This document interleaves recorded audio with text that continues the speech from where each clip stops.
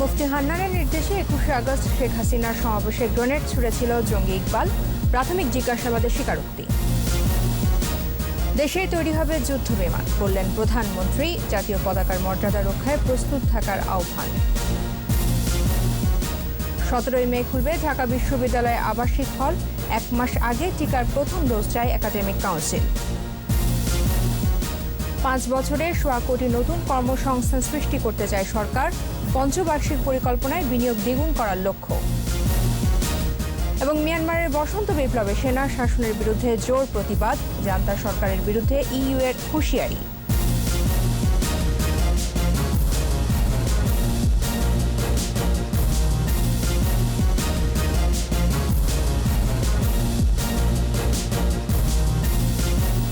First security ইসলামী bank limited সংবাদ শিরোনাম। আমন্ত্রণ জানাচ্ছি সন্ধ্যা ৭টার ২১শে সংবাদে। আপনাদের সাথে আছে আমি তাজনুর বাজার। ২১ টেলিভিশনের সংবাদ একই সাথে সরাসরি দেখতে পাবেন আমাদের ফেসবুক পেজ www.facebook.com/2124 অনলাইনে। সংবাদে আরও থাকছে।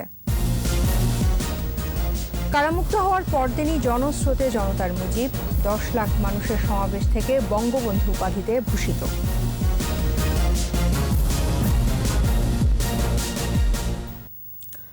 বঙ্গবন্ধু এভিনিউয়ে শেখ হাসিনার সমাবেশে গ্রেনেড হামলা মামলায় যাবজ্জীবন সাজাপ্রাপ্ত মোহাম্মদ ইকবালকে গ্রেফতার করা হয়েছে।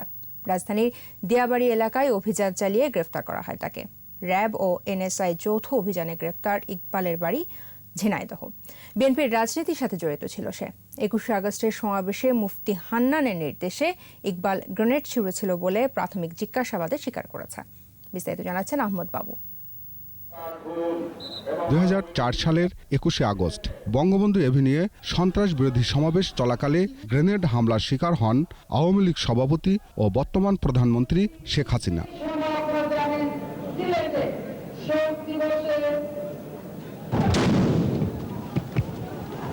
এতে দলের নেতাকর্মী সহ নিহত হন ২৪ জন, আহত হন শেখ হাসিনা সহ কয়েকশো নেতাকর্মী।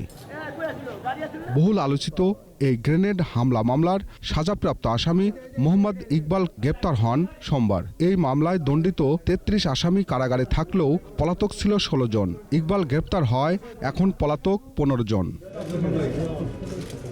মঙ্গলবার রাজধানীর কারণ বাজারে মিডিয়া সেন্টারে এ বিষয়ে সংবাদ সম্মেলন করে র্যাব। ঘটনার দিন ইকবালের অবস্থান কোথায় ছিল সে বিষয়ে বিস্তারিত তুলে ধরেন র্যাব মহাপরিচালক। রাজধানীর দিয়াবাড়ি এলাকায় অভিযান পরিচালনা করে ২১ আগস্ট গ্রেনেড হামলার যাবজ্জীবন সাজাপ্রাপ্ত আসামি জঙ্গি মোহাম্মদ ইকবাল হোসেনকে গ্রেফতার করতে সক্ষম হয়। ঝিনাইদহের স্থানীয় এক জঙ্গি সদস্যের মাধ্যমে হরকাতুল জিহাদ বাংলাদেশে যোগদান করে ২১শে আগস্ট গ্রেনেড হামলার প্রায় ৪ বছর পর মালয়েশিয়ায় পালিয়ে যায় ইকবাল। পরে অবৈধ শ্রমিক হিসাবে চিহ্নিত হয়, দেশে ফেরত পাঠানো হয় তাকে। দেশে ফেরত এসে ইকবাল আত্মগোপনে থেকে সমমনাদের সাথে পুনরায় যোগাযোগ স্থাপন করে। ইকবালের গ্রামের বাড়ি ঝিনাইদহে। ছাত্র জীবনে জড়িত ছিল ছাত্রদলের রাজনীতির সঙ্গে। ২১ আগস্ট গ্রেনেড হামলা সম্পর্কে সে জানায় মুফতি হান্নানের নির্দেশে সে ২১ আগস্ট গ্রেনেড হামলায় সরাসরি অংশগ্রহণ করে। হামলা চলাকালীন সময়ে সে মঞ্চকে উদ্দেশ্য করে গ্রেনেড ছুঁড়েছিল। ২১শে আগস্ট গ্রেনেড হামলা ও হত্যাযজ্ঞের ঘটনায় সাবেক স্বরাষ্ট্র প্রতিমন্ত্রী লুৎফুজ্জামান বাবর, সাবেক শিক্ষা উপমন্ত্রী আব্দুস সালাম পিন্টু, গোয়েন্দা সংস্থার তৎকালীন ২ শীর্ষ কর্মকর্তা সহ ১৯ জনকে মৃত্যুদণ্ড দেন বিচারিক আদালত। এদের মধ্যে ১৪ জন নিষিদ্ধ জঙ্গি সংগঠন হরকাতুল জিহাদের সদস্য। এছাড়া বিএনপির ভারপ্রাপ্ত চেয়ারম্যান তারেক রহমান সহ ১৯ জনের যাবজ্জীবন ও অপর ১১ জনকে বিভিন্ন মেয়াদের কারাদণ্ড ও অর্থদণ্ড দেওয়া হয়। ২০১৮ সালের ১০ অক্টোবর ঢাকার দ্রুত বিচার ট্রাইব্যুনাল ১ এই রায় দেন। বিচারিক আদালতের রায়ের পর ২১শে আগস্ট গ্রেনেড হামলা সংক্রান্ত মামলা দুটি এখন দ্বিতীয় ধাপে রয়েছে। আহমদ বাবু, ২১শে টেলিভিশন, ঢাকা। কর্মদক্ষতা, পেশাদারিত্ব ও দেশপ্রেমের স্বীকৃতি হিসেবে অর্জিত জাতীয় পতাকার মর্যাদা রক্ষায় সর্বোচ্চ ত্যাগের জন্য প্রস্তুত থাকতে বিমান বাহিনীর সদস্যদের প্রতি আহ্বান জানিয়েছেন প্রধানমন্ত্রী শেখ হাসিনা। আর্থসামাজিক উন্নয়ন ও দারিদ্র্যমুক্ত জাতি গঠনে সরকারের চলমান পরিকল্পনা বাস্তবায়নে দায়িত্ব পালনেরও নির্দেশ দেন তিনি। বিস্তারিত জানাচ্ছেন আকবর হোসেন সুমন। পেশাদারিত্ব, কর্মদক্ষতা ও দেশপ্রেমের স্বীকৃতি হিসেবে বাংলাদেশ বিমান বাহিনীর 11 ও 21 স্কোয়াড্রন অর্জন করেছে জাতীয় পতাকা। যশোরে বিমান বাহিনীর বীরশ্রেষ্ঠ মতিউর রহমান ঘাঁটিতে অনুষ্ঠিত জাতীয় পতাকা প্রদান অনুষ্ঠানে গণভবন থেকে ভার্চুয়াল মাধ্যমে যুক্ত হন প্রধানমন্ত্রী শেখ হাসিনা। প্রধানমন্ত্রীর পক্ষে বিমান বাহিনীর প্রধান এয়ার চিফ মার্শাল মাসিহুজ্জামান সেনিয়াবাত, 11 স্কোয়াড্রনের অধিনায়ক উইং কমান্ডার মিসবাউল ইসলাম ও 21 স্কোয়াড্রনের অধিনায়ক উইং কমান্ডার রাশেদুল ইসলাম গাজীর হাতে তুলে দেন জাতীয় পতাকা। আনুষ্ঠানিকতা শেষে বক্তব্য রাখেন প্রধানমন্ত্রী শেখ হাসিনা। স্বাধীনতা ও সার্বভৌমত্বের প্রতীক জাতীয় পতাকার মর্যাদা রক্ষায় সর্বোচ্চ ত্যাগের জন্য প্রস্তুত থাকার আহ্বান জানান তিনি। দেশের স্বাধীনতা সার্বভৌমত্ব রক্ষার জন্য এবং আন্তর্জাতিকভাবে জাতিসংঘের শান্তিরক্ষা মিশনেও যখন দায়িত্ব পালন করেন, আমি মনে করি আপনারা সবসময় যে কোনো ত্যাগ স্বীকারে সদা প্রস্তুত থাকবেন। প্রধানমন্ত্রী বলেন, বিমান বাহিনীর আধুনিকায়নে সময় উপযোগী পদক্ষেপ বাস্তবায়নে কাজ করছে সরকার। আমাদের একটা আকাঙ্ক্ষা আছে যে বাংলাদেশেই আমরা আমাদের যুদ্ধ বিমান তৈরি করতে পারবো। কাজে এর উপর গবেষণা করা এবং আমাদের আকাশসীমা রক্ষা আমরা নিজেরাও যেন করতে পারি, সেইভাবে আমরা প্রস্তুতি নিচ্ছি। একটি আধুনিক ও চৌকস বিমান বাহিনী গড়ে তোলার জন্য আমাদের সরকার বদ্ধপরিকর। আর্থসামাজিক উন্নয়নে নেয়া সরকারের পরিকল্পনা বাস্তবায়নে দায়িত্বশীল ভূমিকা রাখতে বিমান বাহিনীর সদস্যদের প্রতি আহ্বান জানান প্রধানমন্ত্রী। সুবর্ণ জয়ন্তী উদযাপনের প্রাক্কালে আমরা প্রতিজ্ঞাবদ্ধ হই নিজেদেরকে দেশপ্রেমিক ও নির্ভীক হিসেবে গড়ে তুলতে। আমাদের সম্মিলিত প্রচেষ্টায় বাংলাদেশকে ইনশাআল্লাহ আমরা উন্নত, সমৃদ্ধ, সোনার বাংলাদেশ গড়ে তুলে জাতির পিতা বঙ্গবন্ধু শেখ মুজিবুর রহমানের স্বপ্ন পূরণ করব। করোনার টিকা নিয়ে নিজের সুরক্ষার পাশাপাশি অন্যের সুরক্ষা নিশ্চিতেরও তাগিদ দেন প্রধানমন্ত্রী। নিজেকে সুরক্ষিত করেন, অন্যের সুরক্ষা নিশ্চিত করেন। আকবর হোসেন সুমন, 21 টেলিভিশন, ঢাকা। আগামী 17 মে খুলবে ঢাকা বিশ্ববিদ্যালয়ের আবাসিক হল। একাডেমিক কাউন্সিল সভায় পরীক্ষা ও আবাসিক হল খোলার ব্যাপারে সরকারের নেওয়া সিদ্ধান্তই অনুমোদন করল বিশ্ববিদ্যালয় কর্তৃপক্ষ। সেই সাথে 17 এপ্রিলের মধ্যে শিক্ষক, শিক্ষার্থী ও কর্মচারীদের করোনা টিকার প্রথম ডোজ দেওয়ার আহ্বান জানানো হয় সভা থেকে। জসিম জুয়েলের রিপোর্ট। বিশ্ববিদ্যালয়ের হলগুলো শিক্ষামন্ত্রী ডাক্তার দীপুমণি সোমবার সংবাদ সম্মেলনে 24 মে স্বাস্থ্যবিধি মেনে দেশের সব বিশ্ববিদ্যালয় খুলে দেওয়ার সরকারি সিদ্ধান্তের কথা জানান। 17 মে খুলে দেওয়া হবে। পরদিনই ঢাকা বিশ্ববিদ্যালয়ের একাডেমিক কাউন্সিলের জরুরি সভায় বিশ্ববিদ্যালয় খোলা নিয়ে আলোচনা হয়। সভা শেষে উপাচার্য মোহাম্মদ আখতারুজ্জামান জানান, 13 মার্চ পরীক্ষা এবং আবাসিক হল খোলার সিদ্ধান্ত ছিল। পরিবর্তিত পরিস্থিতিতে সে সিদ্ধান্ত থেকে সরে আসার কথা জানান উপাচার্য। শিক্ষার্থীরা হলে ওঠার 2 সপ্তাহ সময় লাগবে, বিভিন্ন প্রস্তুতি। 2 সপ্তাহ পরে পরীক্ষা, কেন্দ্রীয়ভাবে যে পরীক্ষা, বড় বড় পরীক্ষাগুলো, সেটি অনুষদ পর্যায়ে এগুলো ঠিক হয়। পরীক্ষা নিয়ন্ত্রক অফিস সমন্বয় করে 17 মে থেকে 2 সপ্তাহ পরে পরীক্ষা এবং স্বাভাবিক শ্রেণী কার্যক্রম সেগুলো চলতে থাকবে। তবে আবাসিক হল খোলার 1 মাস আগেই টিকার প্রথম ডোজ নিশ্চিত করার আহ্বান এসেছে একাডেমিক কাউন্সিলের সভা থেকে। প্রথম ডোজের 4 সপ্তাহ পরে ইমিউনিটি হয়, তখন শিক্ষার্থীরা উঠতে পারে। তো সে কারণে আমাদের একাডেমিক কাউন্সিল সরকারের প্রতি একটি বিনম্র আহ্বান জানিয়েছে, দাবি জানিয়েছে 17 এপ্রিলের মধ্যে যাতে বিশ্ববিদ্যালয়ের সকল শিক্ষক, শিক্ষার্থী, কর্মকর্তা, কর্মচারীদেরকে টিকার প্রদানের আওতায় আনা হয়। এদিকে জাহাঙ্গীরনগর বিশ্ববিদ্যালয়ের আন্দোলনকারী শিক্ষার্থীরা প্রশাসনের আশ্বাসে কর্মসূচি স্থগিতের ঘোষণা দিয়েছে। তবে যাদের হল ছাড়া অন্য কোথাও থাকার সুযোগ নেই, তাদের বিষয়ে বিবেচনা করে বিশ্ববিদ্যালয় প্রশাসন ব্যবস্থা নেবে। আর 1 মার্চ আবাসিক হল খোলা ও চলমান পরীক্ষা যথা সময় গ্রহণের দাবিতে সংবাদ সম্মেলন করেছে কুষ্টিয়ার ইসলামী বিশ্ববিদ্যালয়ের শিক্ষার্থীরা। দাবি মানা না হলে আন্দোলন আরও জোরদার করার ঘোষণা দেন তারা। জসিম জুয়েল, 21 টেলিভিশন, ঢাকা। এদিকে করোনা পরিস্থিতি নিয়ন্ত্রণে এলো এখনো প্রায় 55% অভিভাবক শিক্ষা প্রতিষ্ঠান খুলে দেওয়ার পক্ষে নন। তবে 68% শিক্ষক প্রতিষ্ঠান খোলার পক্ষে মত দিয়েছেন। নাগরিক প্ল্যাটফর্মের এক অনলাইন জরিপে এসব তথ্য উঠে আসে, যা এক ভার্চুয়াল সংলাপের মাধ্যমে তুলে ধরা হয়েছে। এতে বলা হয়, শিক্ষা প্রতিষ্ঠান খুলে দিলে করোনার সংক্রমণ বাড়তে পারে বলে মনে করছেন 52% বেশি অভিভাবক। শিক্ষার্থীদের ক্ষতি পোষাতে সিলেবাস ও কারিকুলামের সংস্কার জরুরি বলে মত দেন আলোচকরা। বাংলা, ইংরেজি, গণিত ও বিজ্ঞান বিষয়ের উপর বাড়তি জোর দেওয়ারও পরামর্শ আসে সংলাপে।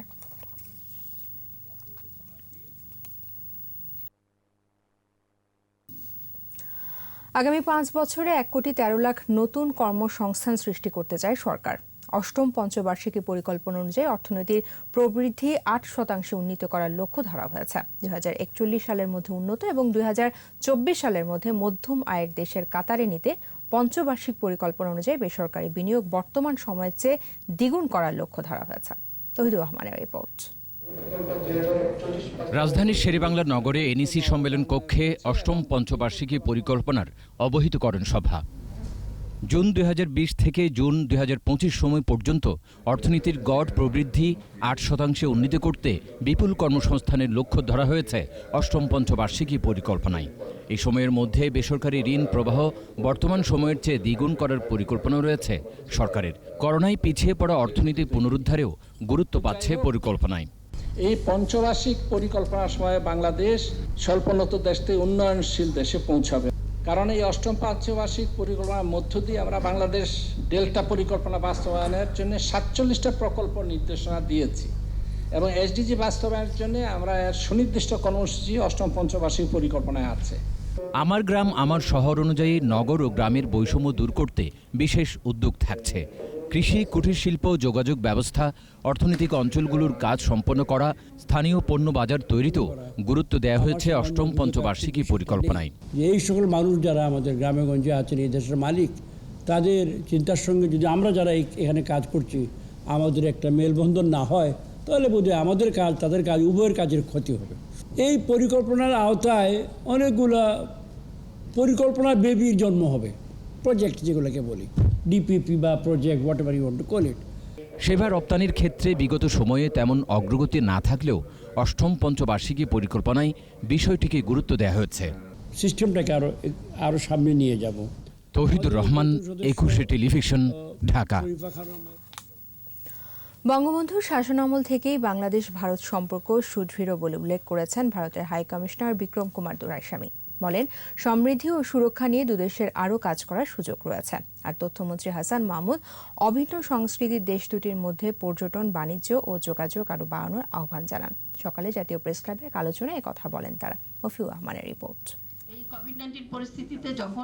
বাংলাদেশ ভারত সম্পর্ক উন্নয়নে জাতির পিতা বঙ্গবন্ধু শেখ মুজিবুর রহমানের ভূমিকা নিয়ে জাতীয় প্রেস ক্লাবে আলোচনা সভার আয়োজন করে Indian media correspondents association Bangladesh.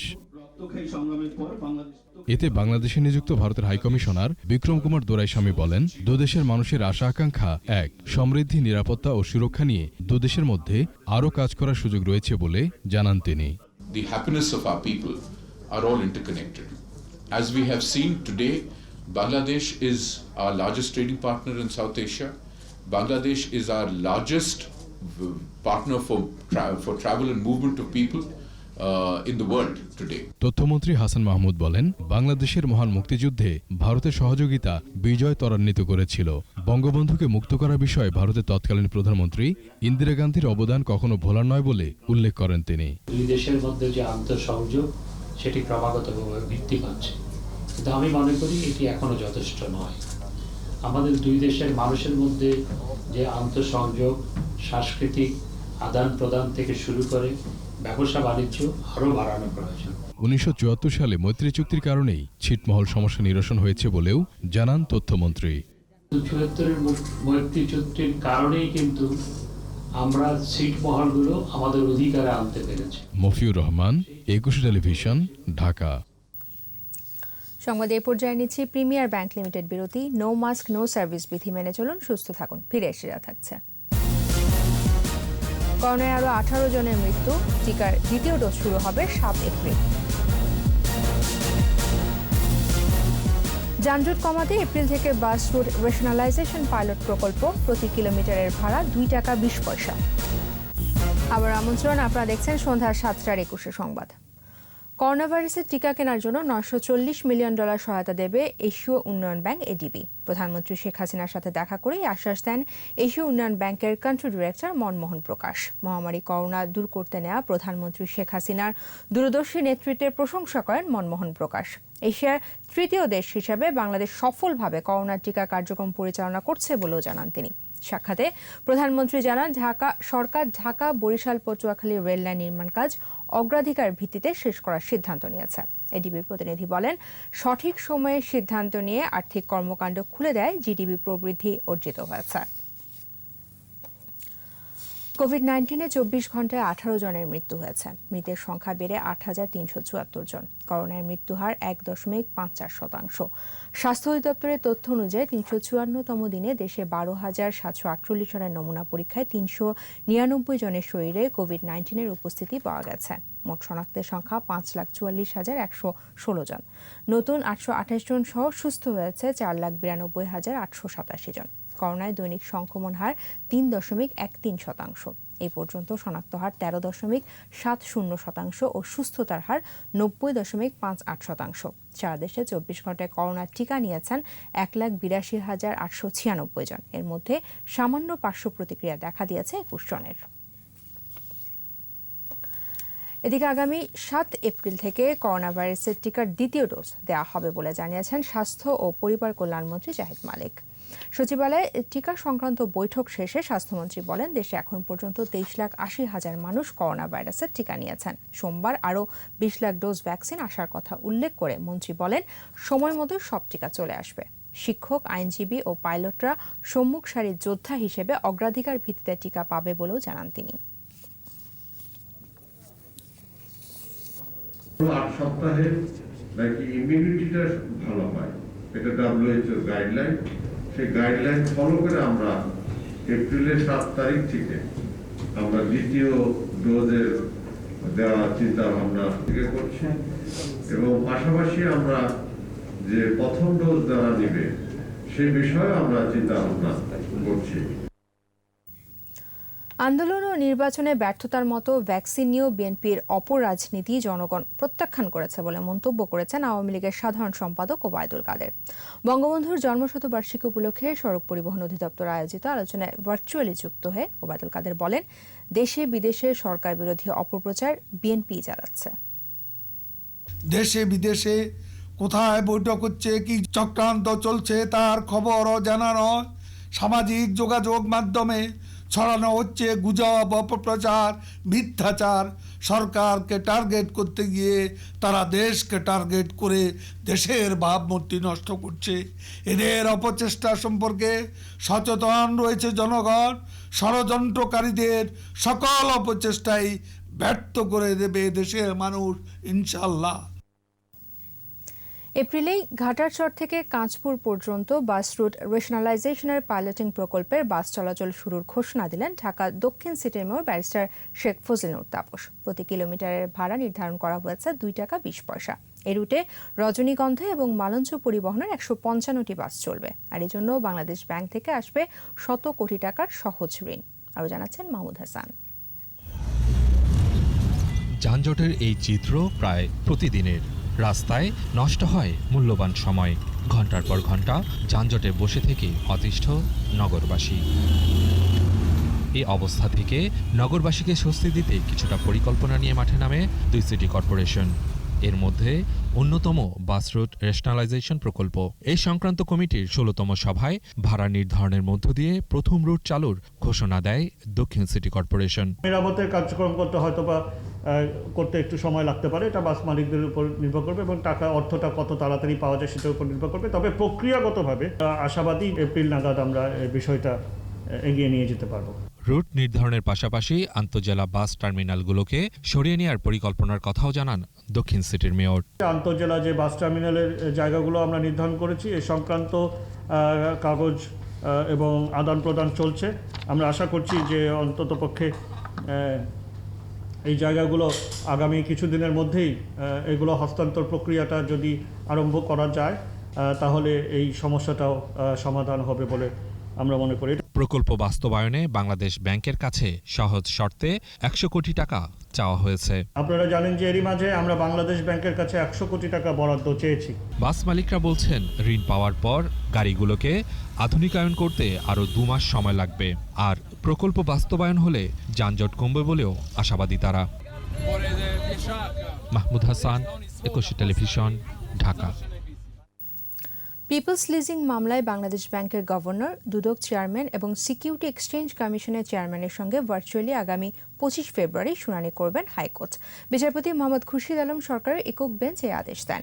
এর আগে আর্থিক প্রতিষ্ঠান পিপলস লিজিং অ্যান্ড ফিনান্সিয়াল সার্ভিসের 143 ঋণ খেলাপির মধ্যে 49 জন হাজির হয়েছিলেন। আরও 4 জন ওয়াকারনামা আদালতে পাঠান। তবে আগামী 25 ফেব্রুয়ারি বাকিদের হাজির হতে নির্দেশ দিয়েছেন আদালত। এদিকে Bangladesh industrial finance committee limited, peoples leasing, international leasing এর দুর্নীতি, অনিয়ম, অসঙ্গতি খতিয়ে দেখতে বাংলাদেশ ব্যাংকের গঠিত ফ্যাক্ট ফাইন্ডিং কমিটি পুনর্গঠন করেছেন হাইকোর্ট। সেকেন্ড চান্সের পরেও যদি তারা না আসে তাহলে আইনানুগ ব্যবস্থা নিয়ে তাদেরকে কোর্টে আনার ব্যবস্থা করবেন। বাট এই ব্যাপারে এখনও অর্ডার দেননি উনি। আমি যেটা মনে করছি যে আগামী 25 তারিখে আরও যে 137 জন আসবে, এই 137 জন আসার পরে টোটালি সবার গ্রিভান্স শোনার পরে তো অনারেবল কোর্ট পসিবলি একটা অর্ডার পাস করবে। যে কমিটি সেটার কলেবর অবয়ব একটু বাড়িয়েছেন, 2 জন ইন্ডিপেন্ডেন্ট মেম্বার অ্যাপয়েন্ট করেছেন। আর টার্মস অফ রেফারেন্স মোরলেস সেমই আছে, শুধু বলেছেন যে ইন্ডিপেন্ডেন্ট মেম্বার্স যারা নিয়োগ পেয়েছে, মানে যাদেরকে উনি অ্যাপয়েন্ট করেছেন, তাদের মতামতকে গুরুত্ব দিতে হবে। বিমান বাহিনীর 11 স্কোয়াড্রন ও 21 স্কোয়াড্রনকে ন্যাশনাল স্ট্যান্ডার্ড প্রদান করা হয়েছে। যশোরে বাংলাদেশ বিমান বাহিনী একাডেমি প্যারেড গ্রাউন্ডে প্রধানমন্ত্রীর পক্ষেই সম্মাননা প্রদান করেন বিমান বাহিনী প্রধান এয়ার চিফ মার্শাল মাসিহুজ্জামান সেনিয়াবাত। অনুষ্ঠানে কুচকাওয়াজ চত্বরে প্রধানমন্ত্রী শেখ হাসিনা ভিডিও কনফারেন্সে যোগ দেন। 1982 সালে 11 স্কোয়াড্রন ভবিষ্যৎ বৈমানিক তৈরির সূতিকাগার। এ যাবৎ সেনা ও নৌবাহিনীর 25 জন বৈমানিক মৌলিক উড্ডয়ন প্রশিক্ষণ নিয়েছেন। 1987 সালে প্রতিষ্ঠিত 21 স্কোয়াড্রন বিমান বাহিনীর একমাত্র অ্যাটাক স্কোয়াড্রন হিসেবে অপারেশন পরিচালনা করে আসছে। দৈনন্দিন কার্যক্রমের পাশাপাশি স্কোয়াড্রনগুলো জাতীয় নিরাপত্তা ও সার্বভৌমত্ব রক্ষায় শান্তিকালীন ও জরুরি পরিস্থিতিতে বিশেষ ভূমিকা পালন করে থাকে।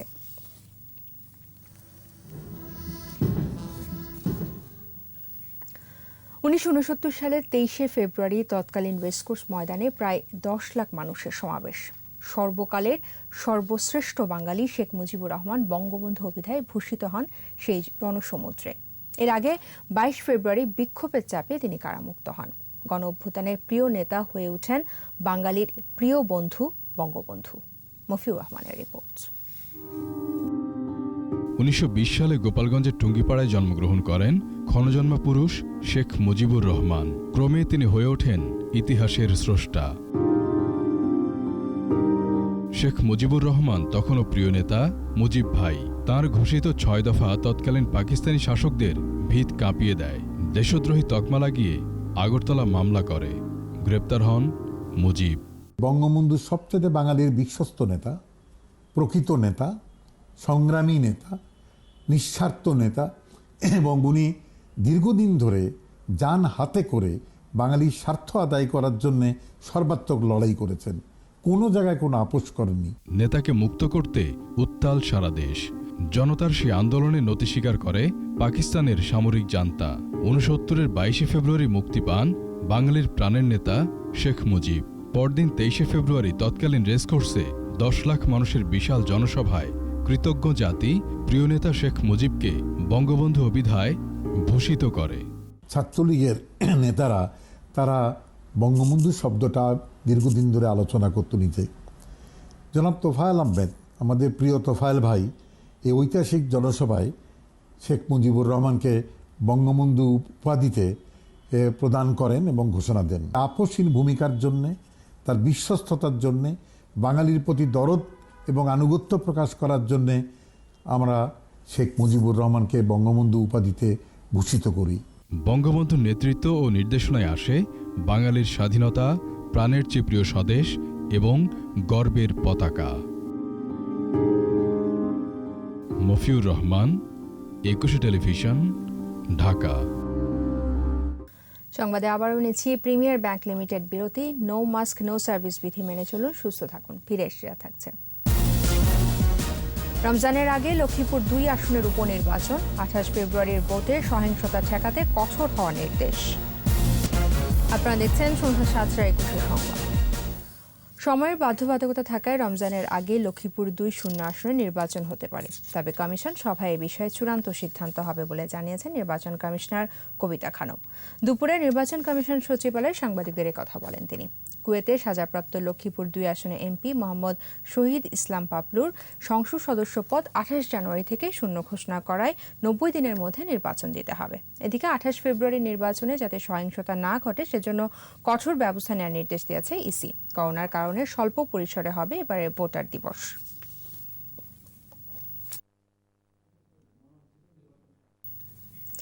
নোয়াখালীর কোম্পানিগঞ্জে সাংবাদিক বুরহান উদ্দিন মুজাক্কিরকে গুলি করে হত্যার ঘটনায় মামলা দায়ের করা হয়েছে।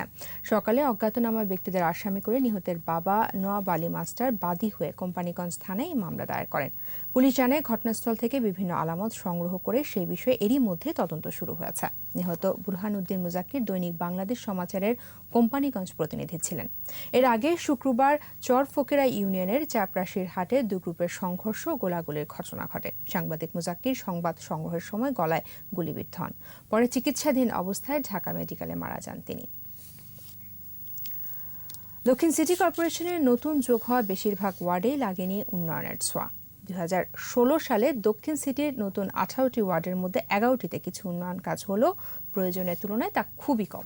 এখনও এসব এলাকার রাস্তাঘাটে গাড়ি তো দূরের কথা, রিকশা চালায় দেয়। সিটি কর্পোরেশন বলছে নতুন ওয়ার্ডে পরিকল্পিতভাবে উন্নয়ন কাজ শুরু করা হবে। তাফসীর হাসানের ক্যামেরায় মাহমুদ হাসানের রিপোর্ট। পুরনো ৮টি ইউনিয়ন সিটি কর্পোরেশনে অন্তর্ভুক্ত হয়েছে প্রায় ৫ বছর আগে। শ্যামপুর, ড্যামরা, মান্ডা ও দক্ষিণগাঁওকে ২টি করে, দনিয়া, মাতোয়াইল ও সারুলিয়াকে ৩টি এবং নাসিরাবাদকে নিয়ে মোট ১৮টি ওয়ার্ড যুক্ত হয় ডিএসসিসিতে।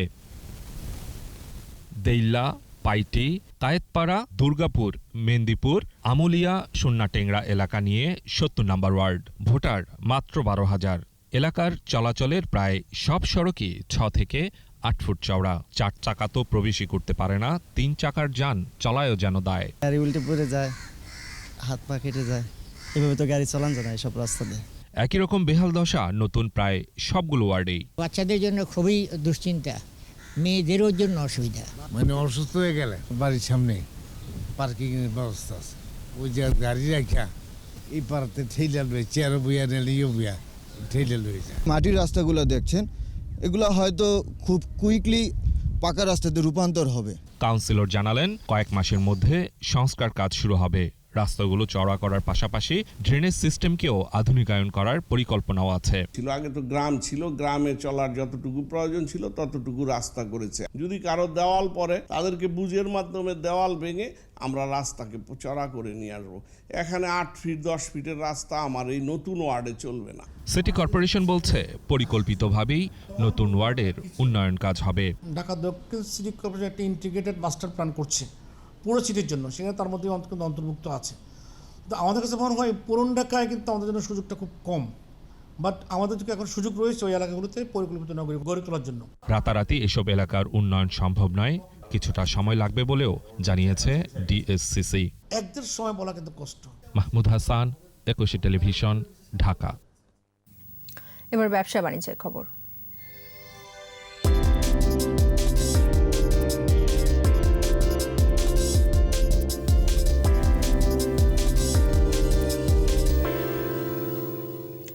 দরপতন অব্যাহত রয়েছে দেশের পুঁজিবাজারে, তবে কিছুটা বেড়েছে লেনদেনের পরিমাণ। মঙ্গলবার ডিএসইতে লেনদেন হওয়া ৩৩৯টি প্রতিষ্ঠানের মধ্যে দর বেড়েছে মাত্র ৬৬টির, কমেছে ১৫৬টির, আর অপরিবর্তিত ছিল ১১৭টি দর।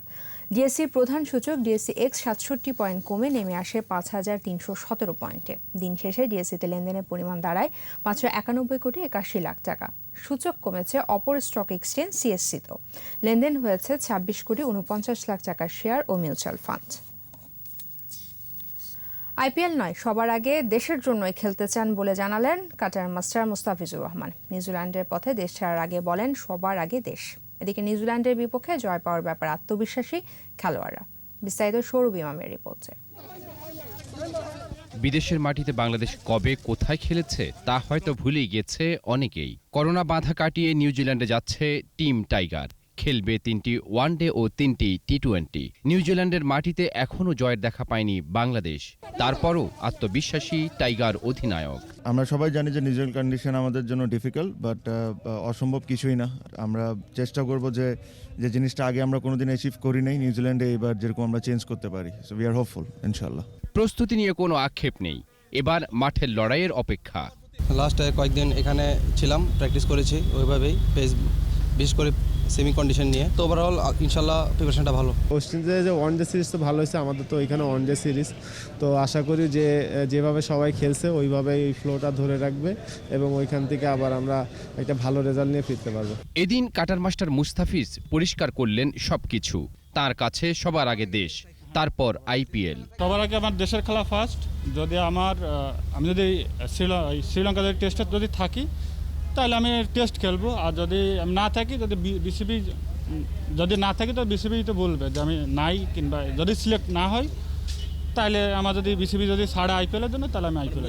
বায়োবাবল অনুযায়ী 10 দিন নিভৃত বাসে থাকতে হবে খেলোয়াড়দের। 20 মার্চ ডানেডিনে প্রথম ওয়ানডে খেলবে বাংলাদেশ। সৌরভ ইমাম, 21 টেলিভিশন, ঢাকা। ম্যাচ ফিক্সিংয়ের ব্যাপারে বাফুফের জিরো টলারেন্স নীতি অব্যাহত থাকবে বলে জানিয়েছেন বাফুফের সভাপতি কাজী সালাউদ্দিন। বাফুফের বয়সভিত্তিক খেলোয়াড় বাছাই অনুষ্ঠানে এই হুঁশিয়ারি দেন তিনি। এদিকে ডেভেলপমেন্ট কমিটির চেয়ারম্যান আতাউর রহমান মানিক বলেছেন, ভবিষ্যতে পাইপলাইনে মেধাবী খেলোয়াড় রাখতে এখন থেকে উদ্যোগ নেওয়া হচ্ছে।